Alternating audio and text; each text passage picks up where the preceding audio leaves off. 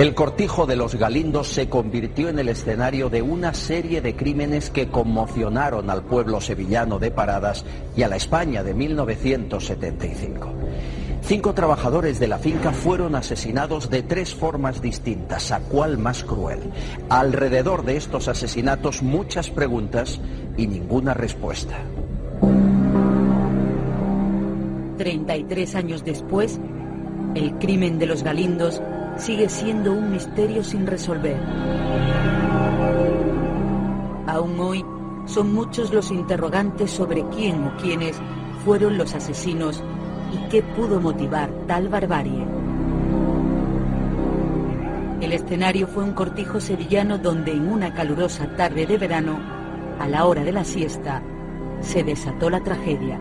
Y así damos comienzo a este nuevo pasaje de la crónica negra de nuestro país. Páginas manchadas a lo largo de la historia que nada tienen que envidiar a esos criminales tan mediáticos y exportados del extranjero. Viajamos ahora a 1975 para conocer qué ocurrió aquel fatídico día que pasó a la historia como el crimen de los Galindo. Y para hacernos de guía por esta sombra de la España franquista, hoy nos visita de nuevo el exdirector del semanario El Caso, periodista y escritor, además de contertulio en diversos programas de radio y televisión, tanto de ámbito nacional como internacional. Juan Rada, ¿cómo estás? Muy bien, aquí confinados, como la casi totalidad de la población. Juan, ¿entiendes algo de todo lo que está ocurriendo en el panorama español actual? Conforme se van desarrollando los acontecimientos, creo que en vez de hacerse la luz, cada vez se entiende menos, ¿no?, las cosas. O sea, y aparte cada vez imperan más, ya no vamos a hablar de contradicciones, eso está a la luz de la vida, ¿no? Pero de, no sé, de ocultismo, de dirigismo, de conatos de censura, de oscurantismo, en definitiva, ¿no? Parece que nos estamos retrotrayendo a la Edad Media, ¿no?, cuando la peste negra y aquellas cosas, ¿no? Pero son tiempos diferentes, y ahora con tantos medios que hay de comunicación social, pues parece que cada vez la gente sabe menos y nadie puede acercarse a la verdad, porque todos son bulos, todos son mentiras, todos son exageraciones, todo se tapa, en fin, es una situación un tanto caótica. En muchas ocasiones hemos hablado tú y yo de que parece que en la época, de Franco, la época de la dictadura, había más libertad de expresión que la que tenemos actualmente. Pero es que creo que queda patente con este estado de alarma debido al coronavirus COVID-19 que en España hay una censura realmente equiparable a la Santa Inquisición. Sí, ya digo. Por ejemplo, suelo contarlo, el caso ahora no podría existir. Ahora, no ahora precisamente con este gobierno, ni con el gobierno anterior siquiera, ¿no? Porque aquí entre la ley Mordaza de Rajoy, entre la ley de protección de datos y otras medidas restrictivas, hay un montón de condicionamientos y prohibiciones que harían imposible una publicación como esa. Pues claro, el caso daba fotos impactantes en portada de víctimas, de asesinos, demás, daba el nombre completo. Y que ahora condenan a un asesino, como mucho se da el nombre de pila, los demás son apellidos. Es que aquí parece que hay que proteger la identidad de los malos, ¿no? Mientras que la de los buenos se airea, ¿no? O sea, las víctimas y se dan todos los detalles, pero en cambio a los asesinos se les protege de una forma, y claro, esa censura está imperando por todas partes. Yo tengo un gran archivo fotográfico, sobre todo de crónica negra, del caso, y fotos que se publicaron hasta en portada del caso, que la veían los niños cuando iban por la calle y pasaban por delante del kiosco. Yo ahora no puedo colgar en las redes sociales esas imágenes porque me bloquean y me sancionan. Entonces, claro, digo, ¿en qué hemos avanzado, no? Pero más, estamos hablando de fotos normales. Entonces, que aquí, tras el franquismo, llegó la democracia, la transición, pero se pasó a un dirigismo informativo. No hay censura, pero desde el poder dirigimos lo que los medios tienen que hacer. Para ello se cargaron a los editores y se hicieron con el control de periódicos, de radios, de televisiones, a través de constructoras, de bancos, de cajas de ahorros, de testaferros de partidos, y así seguimos. Y en la actualidad ya incluso, pues con unas normas restrictivas, pues no sé, como tenía una ministra, ¿no? Decía que lo que se decía contra el gobierno, que eran bulos todo, ¿no? Entonces parece que solamente hay la verdad oficial única, que es la que emane del poder, que es lo que están pretendiendo, que en el tema del coronavirus solo valga la versión oficial. Y esto nos retrotrae a los tiempos de la dictadura, a los tiempos duros, cuando los periodistas teníamos que ir a la Puerta del Sol a la tristemente famosa DGS, Dirección General de Seguridad, donde sobre ciertos hechos nos daban la papela para que publicáramos eso. Y parecía que ahora va a pasar igual, ¿no? Que nos den la papela para decir lo que opina o afirma el gobierno sobre el coronavirus, y lo que digan otros especialistas, epidemiólogos y demás, no sirve, ¿no? En fin, pero vamos, esto ya es un proceso que venía avanzando de hace tiempo, o sea, desde gobiernos anteriores, ¿eh? Ya con Zapatero, con Rajoy, ahora con estos, es un proceso, el de querer manipular y dirigir a la opinión pública, pues cada vez más patente, lamentablemente. Muchas personas se alegran de que con este coronavirus COVID-19 haya un personaje en concreto que hace escasos días perdiera la vida, que era conocido como Billy el Niño. Estoy seguro, Juan, que tú sabes quién es. Sí, era un preclaro torturador del franquismo, sí, son de esos nombres que han pasado la historia del franquismo, pero que lamentablemente, pues en fin, sería mejor olvidarlos, ¿no? Porque abusaron demasiado, pues, de una época, y luego, claro, que aquí, a diferencia, por ejemplo, de la vecina Portugal, donde tras la Revolución del Clavel de 1974, pues se acabó con la PIDE, que era la policía política de Portugal, ¿no? Sus dirigentes, algunos se dieron a España, otros a Brasil y demás. Aquí, en cambio, no, aquí los de la Brigada Político-Social, vamos, desapareció esa brigada, pero siguieron trabajando luego, vamos, en la policía judicial y demás, ¿no? En fin, entonces aquí no hubo un poco de limpieza que sí la tenía que haber habido en cuanto a la época anterior, ¿no? O sea, igual que pasó con los políticos, ¿no? Que hubo obispos del franquismo que se convirtieron en cardenales de la democracia. O sea, que hubo algunos policías con muy mala fama que tenían que haber sido apartados del servicio activo y no, siguieron activos en la policía, fueron condecorados, tuvieron ascensos y demás, en fin. En eso nos hizo un poco de, no sé, haber limpiado un poco el pasado. Es que aquí, claro, fue una transición que muchos denominan transacción, ¿no? Fue pasar el poder económico de unos a otros, pero en fin, como se dice, los mismos perros con distinto collar. Juan, vamos a ir a 1975 para hablar de ese crimen de los Galindo, pero antes de profundizar en él, si tuviéramos que poner las fotos de las víctimas, la historia, la tuviéramos que poner en primera página de alguna revista actualmente, en 2020, ¿sería posible? No, es que lo lamentable ahora es que si va uno a un kiosco, ya no existen publicaciones serias, normales. Todo es de cotilleo. De eso que la gente dice que no ve los programas de cotilleo y tiene las máximas audiencias, pues lo mismo pasa en los kioscos, que va uno y se encuentra con 20 y tantas cabeceras. En cambio, serias ya no hay nada. Ya no hablo del caso.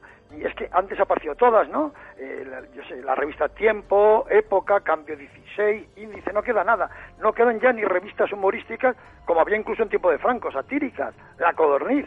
Luego estuvo Hermano Lobo, por favor, El Papu, es que no queda nada. Entonces ahora, para ver un buen reportaje de algún tema de esto, ya no digo de crónica negra, genérico, ¿a dónde acude uno si no hay revistas de información general? Porque editorialmente no es posible mantenerlas, porque no hay lectores. Solamente hay lectores para el cotilleo.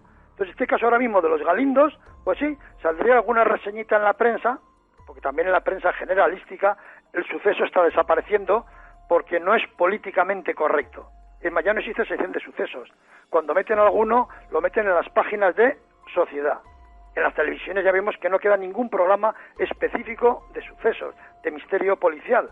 Por las mañanas sí se da algo en estos magazines que hay, pero en plan un poco show, ¿no? Pero vamos, o sea, se ha apartado totalmente el tema de la crónica negra. Entonces, claro, si uno ahora quisiera informarse de qué ha pasado en los Galindos, pero informarse en profundidad sería imposible, porque no existe ninguna publicación donde se podría, no sé, explicar con la amplitud de medios que se hacía tiempos atrás, aunque fuera en el franquismo, con sus limitaciones, que las había, con sus condicionamientos, pero cuando autorizaban un tema se podían hacer 10 o 12 páginas. Y ahora, en cambio, vamos, ya no son limitaciones, es que ahora es imposibilidad absoluta. Ahora sí, hablemos de ese crimen de los Galindo, una historia que está repleta de matices, desde amor, poderes aristócratas, economía, prácticamente lo tiene todo. No, los Galindos ha sido también uno de los grandes misterios que hubo aquí un poco en la crónica negra, ¿no? Fue algo muy macabro, la muerte violentísima de 5 personas, los despistes que hubo al principio, los errores de los investigadores, los errores judiciales y también un poco el interés del poder en que no se hiciera la luz. Y esto permitió pues que pasaran los años y que unos seres próterbos, pues eso, rieran en la inmunidad de sus actos, ¿no? Y al final ahora parece que se está haciendo un poco la luz, pero ya digo, fue uno de esos crímenes pues que impactó mucho pues por la brutalidad que tuvo y pues luego porque se quiso desviar con falsas pistas e incluso buscar falsos culpables, en plan el crimen de Cuenca, para que otros purgaran por algo que no habían hecho, y los galindos, para los asesinos, que se quedara como un crimen perfecto. Es cierto, Juan, que hasta hace muy poco tiempo habían aún incógnitas sin resolver en torno a este caso. Sí, total, es que claro, la historia aquí fue que estamos hablando de aquella tarde del 22 de julio de 1975, cuando vieron llamas en el cortijo de los Galindos, fue para allá la Guardia Civil y se encontró primero el cadáver con la cabeza destrozada de Juana Martín, que era la señora del capataz. Luego encontraron también quemados, destrozados también, los cadáveres de José González, que era el tractorista, y de su cónyuge Asunción Peralta. Y finalmente un cuarto cadáver, el de Ramón Parrilla, que era un peón del cortijo. 4 cadáveres, pero el capataz no aparecía por ningún lado. Teóricamente ese día iba a ir a Sevilla a hablar con el antiguo propietario del cortijo, que se lo había donado ya a su hija, que era la propietaria, ya cuando ocurrió esto, y entonces dijeron todo el mundo, bueno, pues está claro, Manuel Zapata, el capataz, ha cometido este crimen.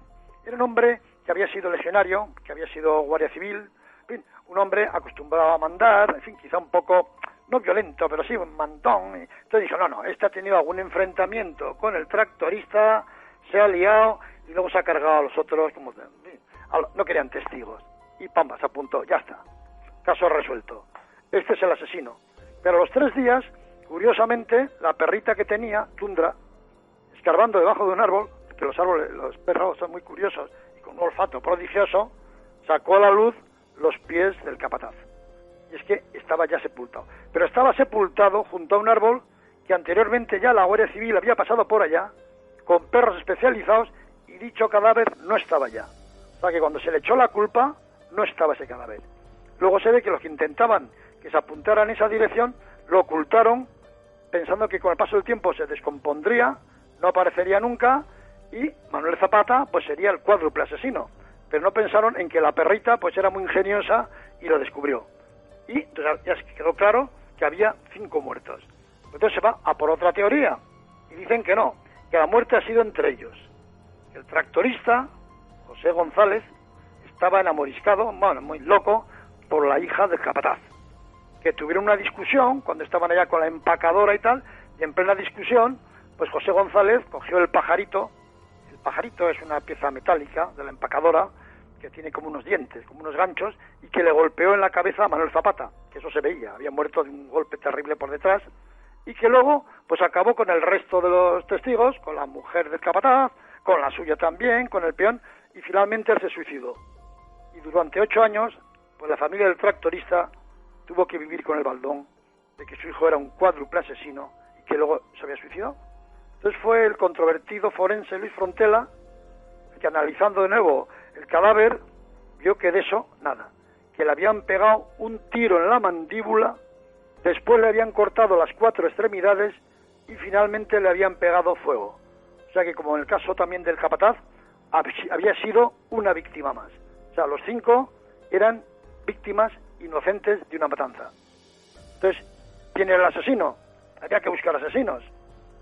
El Marqués ya empezó a echar balones fuera, diciendo que la legión que había subido por allá, que iba al desfile de la Victoria a Madrid, pues posiblemente eso pasaba cuando subían de Ceuta a Melilla, que a veces aprovechaban los legionarios pues para subir costo, para subir un poquito de hierba y demás, y que habían dejado por allá algún botín escondido, que luego volvieron, que hubo algún testigo, en fin, que había sido pues eso, una muerte pues propiciada por algún legionario que volvió por allá, que no quería testigos, en fin, pero claro, la historia no cuadraba porque las fechas también eran muy discordantes. Para cuando pasó esto del 22 de julio, ya habían regresado los legionarios, o sea que ellos tampoco podían ser. En fin, incluso en la cadena SER, el Marqués dijo que eso, en parte, que era culpa de la Guardia Civil, que no se estaba dando prisa y demás en arreglarlo, porque como como diciendo que tenían que haber actuado con más energía, o sea, dando a entender que 4 guantazos bien dados en un interrogatorio, pues habrían hecho cantar a la gente. Un poco lo que he dicho al principio, volver un poco a lo del crimen de Cuenca, ¿no? Entonces ya se veía demasiado interés en el Marqués en apuntar hacia otros.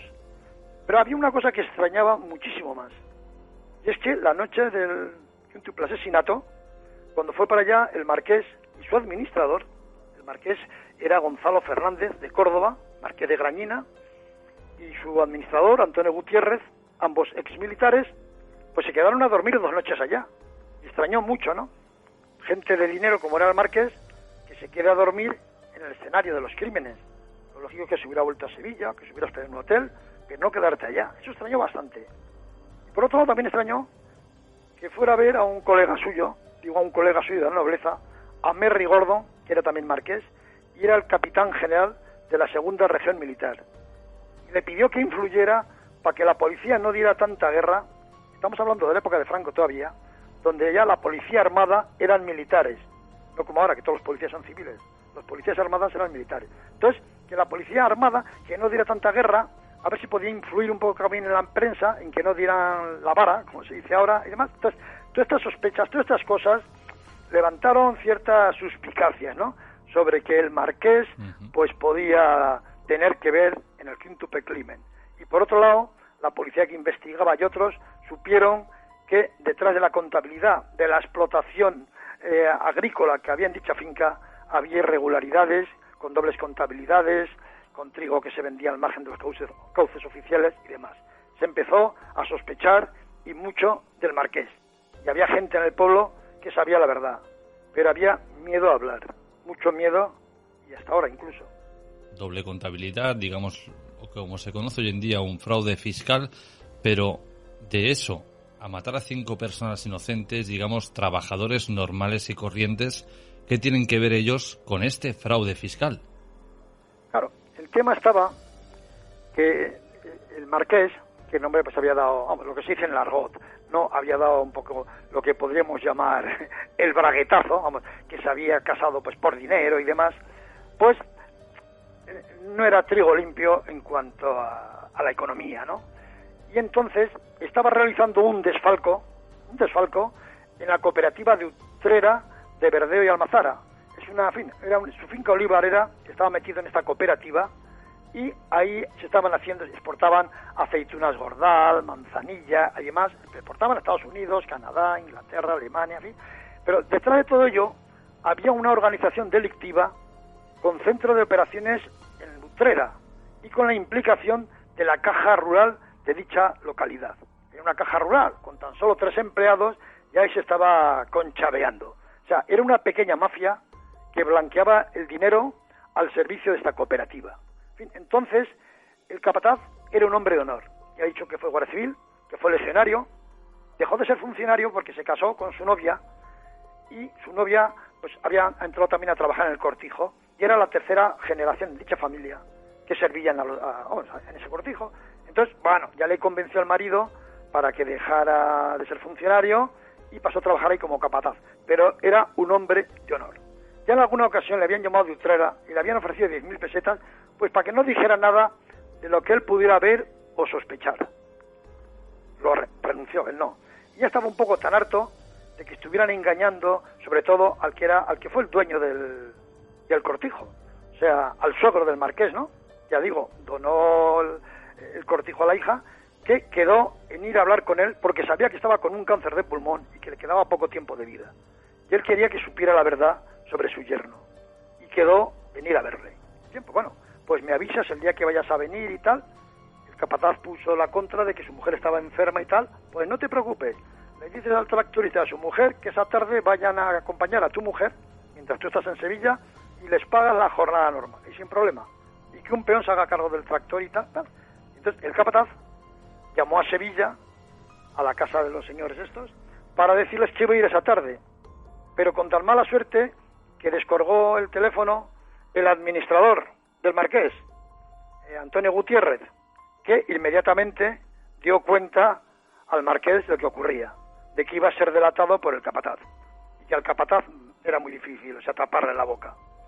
Entonces, estos debieron pensar que había que evitar ese viaje. Coincidió que ese día había un funeral, entierro y demás de un familiar del marqués en Málaga. Entonces se fueron para Málaga, pero no llegaron a Málaga, sino que en el Aral, concretamente el marqués cogió un tren, él solo incluso, para que no sospecharan, y se fue para Málaga, pero en el Aral se bajó y en el coche le estaba esperando el administrador con una tercera persona, que al parecer era un sicario, al parecer. Y los tres se fueron hacia los Galindos y fueron a hablar con el capataz, que ya estaba vestido y tal, trajeado, porque se iba a ir a Sevilla. Le ofrecieron dinero porque se callara y tal.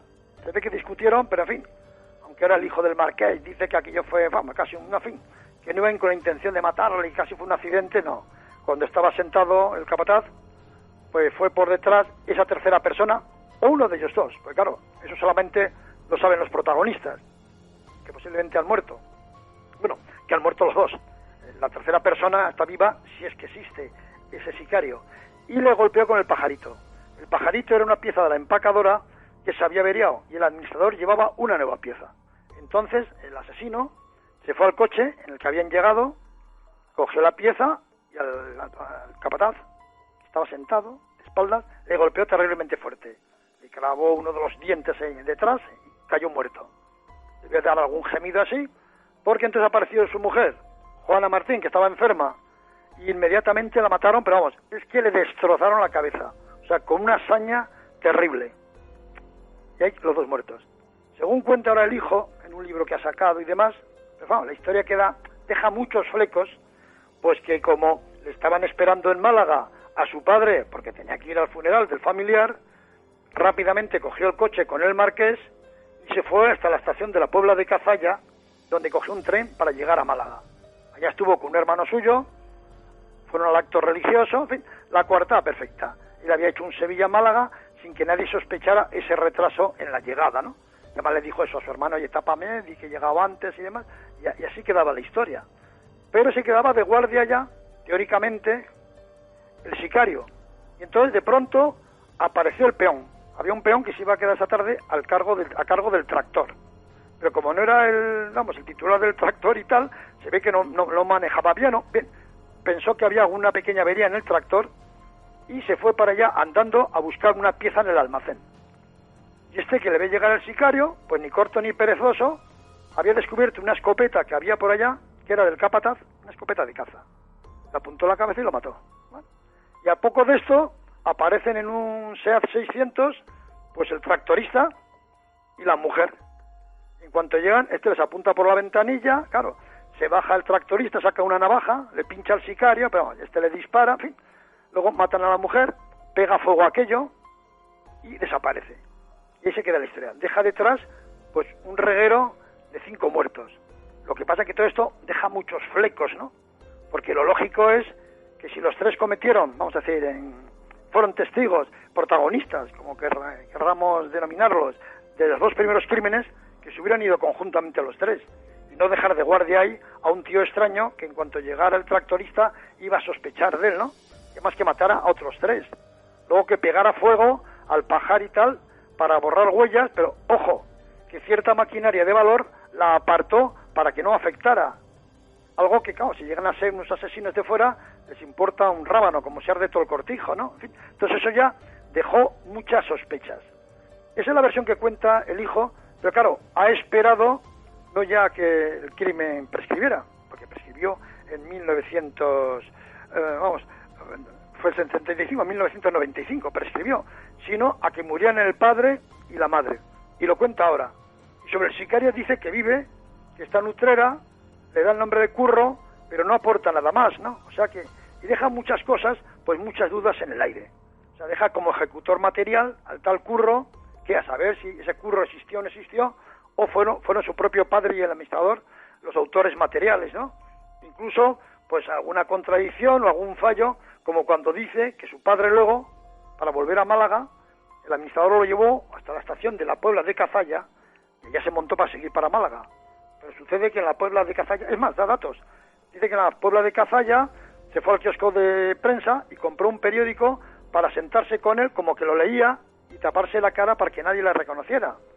el tema ya no es el del kiosco del periódico, el tema está en que en la Puebla de Cazalla no hay estación de tren. La estación más próxima está a casi 16 kilómetros en Marchena. Entonces, en fin, está claro que el marqués, el administrador, estuvieron implicados, fueron protagonistas de aquello, y que el hijo ahora ha contado parte de la verdad, pero un poco de su verdad, pues queriendo un poco pues respaldar o proteger a los suyos. La pregunta, Juan, es ¿por qué contarlo ahora? Eso es lo que muchos dicen, porque él lo supo en su momento. Porque además, a los 3 meses del crimen, el marqués abandonó la familia, se bajó a vivir a Cádiz, en plan señorito y tal y cual. Y se ve que alguna vez la abuela, o sea, la madre de ella, le dijo a al autor del libro, que sabía lo del desfalco. Diciendo, va tu padre, que en fin, que tenía un desfalco, que había hecho operaciones socioeconómicas, y que le dijo, y no me extrañaría nada que estuviera implicado en el crimen de los Galindos. Dice que le dijo eso, por lo menos, y que luego su madre le contó toda la verdad, porque pasó una cosa. Estamos hablando del cadáver del capataz, que pasa por allá la Guardia Civil y los perros olisquean y ella no está, y a los 3 días está. ¿Qué ha pasado mientras? Pues muy sencillo, que tras matar al capataz y a la mujer, cogieron el cadáver del capataz y lo metieron en el armario del dormitorio de los marqueses. Lo doblaron y lo metieron, en la confianza de que la Guardia Civil pues no se iba a atrever a entrar ahí a registrar el dormitorio del marqués. Y esperaron a que transcurrieran 48 horas, que son los 2 días, las 2 noches, que pernoctaron allá el marqués y el administrador. Es más, el marqués pidió ya al mando de la Guardia Civil que no hacía falta que dejaran tantos efectivos, porque aquí no hay ningún peligro y tal. ¿Vale? Entonces dijo el mando, bueno, pues que se queden un par de agentes. Entonces, esto es la segunda noche, esperaron a que el par de agentes estuvieran alejados, o medio adormilados, o echando un pitillo, o sea, que no estuvieran muy atentos para sacar el cadáver. Lo sacaron del armario, el marqués iba adelante tirando de las piernas, el administrador detrás de los brazos, y lo fueron arrastrando, dormitorio, cocina y tal, para enterrarlo en el árbol. Es más, con una especie, una herramienta agrícola, él tenía ya el cráneo destrozado por detrás porque le habían dado con el pajarito, pero luego le clavaron por delante también el esternón para destrozarlo más, para que se acabara de aquello y enterrarlo bien, o sea, para que la putrefacción fuera, ya digo, lo más rápidamente posible. Pero acá hubo una cosa curiosa, que luego los investigadores vieron que el reloj automático del capataz no se había parado la tarde del 22 de julio a la hora en que pasó eso, ¿no? Sino que se había parado, que había funcionado unas cuantas horas más de que esa noche, pues los relojes automáticos, que en fin, los que los hemos usado, los conocíamos, llegaba la noche y prácticamente se te paraban si no seguías moviéndolo. ¿Qué había pasado? Pues que claro, que cuando lo sacaron del armario, durante todo el movimiento, llevando el cadáver del dormitorio, la cocina, pasillo, hasta que lo enterraron, estuvieron zarandeándolo y el reloj se puso otra vez en funcionamiento. Y por eso el reloj del capataz no coincidía con el parón de los relojes de las demás víctimas. Y ese era el motivo, ¿no? De que, el marqués y el otro, pues habían hecho esa jugada. Ocultar el cadáver, como he dicho al principio del programa, para que sospecharan de él, cuando pudieron enterrarlo y esperar a que se descompusiera, no pensando en que una perrita inteligente lo iba a descubrir. O sea, para que todos los oyentes se pongan en situación, hablamos del crimen de los Galindo, 5 víctimas, al parecer. Solo tendría que haber habido una, que era el capataz, que se intentó sobornar para que no hablara del fraude fiscal que se estaba llevando a cabo en esta hacienda de los Galindo, pero por coincidencias de la vida, poco a poco fueron llegando los demás trabajadores y también recibieron su parte del botín, podríamos decir así, Juan. No, claro, allí había muchos intereses económicos y se beneficiaron otras personas, porque claro, en esa especie de mafia económica que había en torno a la cooperativa, había más implicados. El hijo incluso quiere desviar la culpa del padre, como que eran un poco los de Utrera, los que enviaron al sicario, pues para que, en fin, ajustara cuentas. Pero claro, tampoco es muy creíble, porque esto se improvisó sobre la marcha. Porque el administrador descuelga el teléfono, oye que el capataz va a venir y rápidamente avisa al marqués. Entonces es muy raro que los de Utrera, a toda velocidad, busquen a un sicario, lo manden para allá. Eso deja muchas dudas, ¿no? Aparte que estos sicarios de la tierra, pues constituyen un peligro permanente. Ahora en España sí, se cometen crímenes y tal, con el clásico sicario, que llega en un avión de Colombia que cuando baja en Barajas le enseñan la foto, la dirección, los datos y tal, cobra por adelantado la mitad, ejecuta, cobra la otra mitad, y esa misma noche o por la mañana, de madrugada, ya está otra vez en su país disfrutando de ese dinero, ¿no? Ya ese tío ya no te va a molestar. Pero claro, un señor que es de la zona es peligroso, porque si es sicario, pues es afín al juego, a las drogas, a lo que sea, y a la vuelta de un tiempo tiene problemas, pues va a venir otra vez a extorsionarte. O sea, que echar mano de un sicario del pueblo con antecedentes, que había estado en la cárcel y tal, es alguien que puede estar rápidamente en el punto de mira de los investigadores, ¿no? En fin, quiero decir que la historia es un poco rara, pero el hijo trata un poco de echar la culpa a ese clan económico de Utrera, como que fueron esos los que mandaron al sicario, y como el que sicario de motu propio fue el que mató, algo que no se lo cree nadie, ¿no? Y además, que si encima vieron que mató a 2 personas, no los dejan allá a esperar al tractorista, a la mujer, al peón, y vamos, y hasta el gato que iba a pasar por allá, viendo cómo se les gastaba este hombre, y que 2 crímenes se convirtieran en 5. Y además, otra cosa que vamos también en el libro, es que él, critica a los policías que intervinieron en el caso, a los guardias civiles, ataca de modo inmisericordia a cuantos han hecho reportajes, libros, películas y tal. A mis colegas los califica a todos de canallas de pluma fácil. Y bueno, a los del caso nos pone, pero verdes, esperamos, algo, en fin, dice más el tío, pero España es así. Digo, en efecto, claro, la misma España que ha permitido que sus padres silenciaran un quíntuple asesinato mientras los familiares de las víctimas penaban, ¿no? Y claro, y que los investigadores lanzaran diversas teorías acertadas o algo erróneas algunas, pero por culpa de su mutismo, de estar callado, y también de que él continuó ocultando la identidad del ejecutor de los asesinatos, del tal Curro, si es que existe, o de su padre y del administrador. Y ya para último, él dice de que quiere un poco reivindicar la figura, la honestidad de las víctimas. No, está muy claro que las víctimas era gente inocente, pero si quiere hacer algo por los familiares, podía entregar el dinero, los beneficios que le dé este libro a los familiares de las víctimas, y no que se lo meta en el bolsillo de modo descarado, e incluso ya está pensando en sacar un segundo libro. Ya en algunos programas que ha intervenido y demás, dice que a quien le pueda aportarle datos y demás, que se lo comunique, porque quiere sacar otro libro. O sea, que va al negocio fácil, ¿no? No sé, esto me recuerda a El Lute, por ejemplo, que no es que publicó su biografía, que publicó 6 biografías suyas, ¿no? O sea, dice, bueno, ¿qué pasa? Hay cosas nuevas de la una a la otra, ¿no? Que vio el negocio del dinero en la venta de libros. En fin, quiero decir que, pero en fin. Entonces, un poco censurable la labor de este hombre, que ha callado y que lo saca ahora, pues vamos, han pasado ya 25 años de que prescribiera el delito. Juan Mateo Fernández de Córdoba es el hijo de los marqueses, en este caso, como bien dice Juan, conocedor del crimen, de lo que había hecho su padre, y esto en la justicia actual, Juan, se llama cómplice. Pues sí, claro, pero como ha prescrito absolutamente todo, o sea, él ya, yo le he dicho que su abuela se lo dijo, y además le habría dicho mucho más. Dijo, estoy seguro que tu padre estaba implicado en eso, y luego, bueno, claro, es que yo he contado cómo sacaron el cadáver del capataz y cómo la perrita lo descubrió. Pero claro, dejaron un rastro muy importante, y es que cuando lo iban sacando por la cocina, o sea, el marqués delante tirando las piernas y el otro detrás de los brazos, se ve que al marqués le pesaba, total, que dejó un momento el cadáver en el suelo, y cuando siguieron andando, quedó un reguero de sangre. El administrador no lo pisó porque iba con las piernas abiertas, con lo cual ya no dejaron más huellas y no se enteraron de que al salir de la cocina había quedado una mancha alargada de sangre. Pero cuando los días llegó su mujer, la esposa del marqués, al pasar por allá, vio el reguero de sangre. ¿Y qué hizo? Cayó. Se fue a la cocina, cogió un paño y tal, y limpió de arriba abajo toda la sangre. Y no dijo nunca nada. Con lo cual ella sabía clarísimamente que su marido estaba implicado en el asesinato, pero también cayó.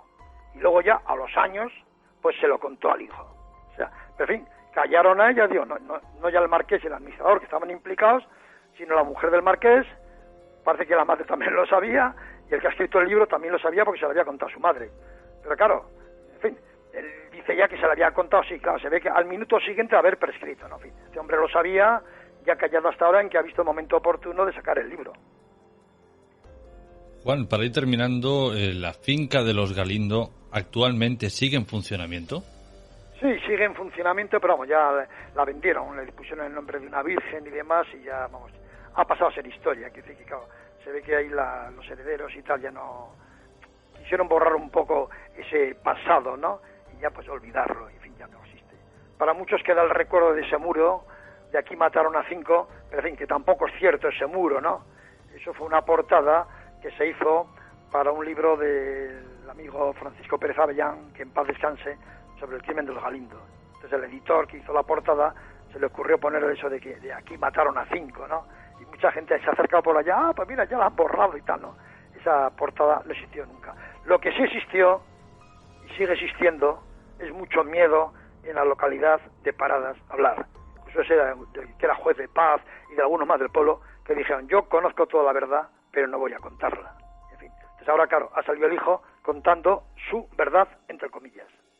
Es difícil de imaginar que puedes estar paseando por esa población y encontrarte con una persona mayor que quizás sea la persona encargada de quitarle la vida a estas 5 personas inocentes. Sí, eso es, sí, ese es el problema. En fin, pero claro, si en su momento lo hubieran contado, ¿no? Pero claro, como nadie ha querido hablar, y este dice, no, cuando habla del asesino, dice, no, dice que vive en Utrera y que se pasea y lo define totalmente. Y que hace poco, cuando fue a una caja de ahorros, se lo encontró. Quiere decir que dice que el asesino está, vamos, o sea, esa es la historia, que en fin. Está, claro, los que y lo saben conoce. la verdad, pues no, nadie quiere complicarse la vida, ¿no? Porque claro, son temas pues muy delicados. No solamente que esté, sino algo más grave, que lo conoce y no dice quién es. Eso es, ese es el problema, ¿no? Dice, no, y pues le pone un mote, le llama Curro. Hombre, si sabía contando de tanto detalle todo, ¿cómo no sabe el nombre de este señor? Pero en fin, se ve que, en fin, a veces la memoria es quebradiza para ciertos temas que le pueden perjudicar. Aunque ya digo, está, en fin, ya dice que, es más, textualmente, mira, he sacado aquí el libro, que lo tengo aquí delante, hombre. A ver, aquí está. Dice, le preguntan por Curro y dice, vive. Bueno, no, dice, vive. Bueno, tengo aquí un recorte, que no sé si es del libro o de algunas declaraciones que ha hecho, pero vamos, lo tengo aquí. Dice, vive. Es más, creo que he llegado a verlo en Utrera. Me atravesé con una persona en la plaza que me dio un rodeo raro. No tenía sentido. Me observó fríamente. Era corpulento, de mediana estatura. A mí me dio la impresión de que era él. Fue un momento en el que ellos se refiere al clan mafioso de Utrera, sabían que yo iba a ir a preguntar cosas sobre la cuenta en la que estaba el dinero. Esto se refiere a 11 millones de su padre que tenía por allá guardarse una cuenta y que nunca tocó. Al salir de la caja de Utrera se me cruzó este personaje y fue todo muy extraño. O sea que el tío lo reconoce porque había 11 millones de su padre, claro, estamos hablando de 11 millones de hace 45 años que tenía su padre allá y que nadie los ha tocado. Pero que al parecer tampoco pueden acceder los hijos a ese dinero, en fin. Y como este se ve que fue a enterarse del tema un poco por allá, pues el supuesto matón pues merodeó un poco como un perro ahí que va olisqueando a la presa. Juan, para terminar, ¿en qué proyecto literario, si es que estás trabajando en alguno, pues estás, valga la redundancia, y cómo va Complot Escarlata? Vamos a ver, bueno, Complot Escarlata fue un libro que no ha tenido el gancho que tiene el ensayo, porque parece que en el tema de criminología va más, no sé, la crónica negra pura, ya dado que en Complot Escarlata, aunque está hecho basado en hechos reales, pues en fin, lo he novelado un poco, porque habría ciertos pasajes que de haberlos publicado tal como han ocurrido, pues me habrían llevado a los tribunales. Y es que, volvemos al tema del principio, aunque cuente la verdad te pueden machacar, o sea, porque la censura existe. Entonces me podrían haber caído alguna querella criminal y demás, y lo he novelado escribiendo un poco a veces en algunos temas, dando nombres, pero un poco entre líneas, pues para que la gente pues comprenda a quién me refiero y qué quiero decir. Entonces ya digo, Complot Escarlata es un libro que está bien, pero que tiene esa pequeña contra de que ha sido un poco novelado, pues para gente que pueda entender un poco del ambiente de Madrid, del ambiente de la noche, del ambiente político y demás, ¿no? Le puse como aliciente, porque está protagonizado por un reportero del caso, puede ser un poco biográfico, ¿no? Y con hechos que fueron publicados por mí en el caso. Una serie, por ejemplo, de 9 reportajes que publiqué yo sobre un importante abogado de España que representaba a los grandes de aquí, y fueron 9 reportajes que me supusieron 9 querellas por lo penal. Salí bien de ellas, pero claro, a veces los jueces ven que el periódico, y más el caso, y dicen, bueno, el periódico de las porteras, esto no lo lee nadie. Pero en un libro, el libro permanece, y a lo mejor, pues no sé, la sentencia puede ser diferente. Ese es el motivo, pues porque lo he novelado un poco, pero en fin, como aliciente, puesto que a todos los que lo pidan, este libro, complot escarlata, color rojo, sangre, asesinatos, a la editorial Terranato se les envía como regalo pues un ejemplar auténtico de la época gloriosa del caso, ¿no? Y el complot escarlata pues va con un ejemplar del caso. En cuanto a proyectos, pues ya tenía que haber salido un nuevo libro mío, pero con esto del coronavirus se ha parado todo. Es un libro sobre los grandes crímenes que ha habido en España, pero muy actualizados y demás. Y ya tenía que haber salido, pero como las imprentas están cerradas, luego también, claro, queríamos que hubiera salido ya cara a la Feria del Libro de Madrid. Pues que la Feria del Libro de Madrid también ha quedado pasada al otoño y demás. Entonces estoy a la espera de que se abra la imprenta pues para poder corregir las pruebas definitivas de este libro sobre grandes crímenes actualizados. Y mientras, en mi confinamiento, pues ya estoy acabando otro libro sobre envenenadoras y gente que mata de forma muy extraña, pero que son crímenes perfectos. Juan Rada, un placer haber charlado contigo sobre el crimen de los Galindo y nos escucharemos en otra ocasión. Claro que sí, otra ocasión que seguiremos hablando de casos, para poder ser como este de hoy, ¿no? De casos sin resolver, que son los que tienen más misterio y mayor encanto para los que investigamos, y yo creo que también para los oyentes. Juan, un abrazo y hasta la próxima. Otro para vosotros.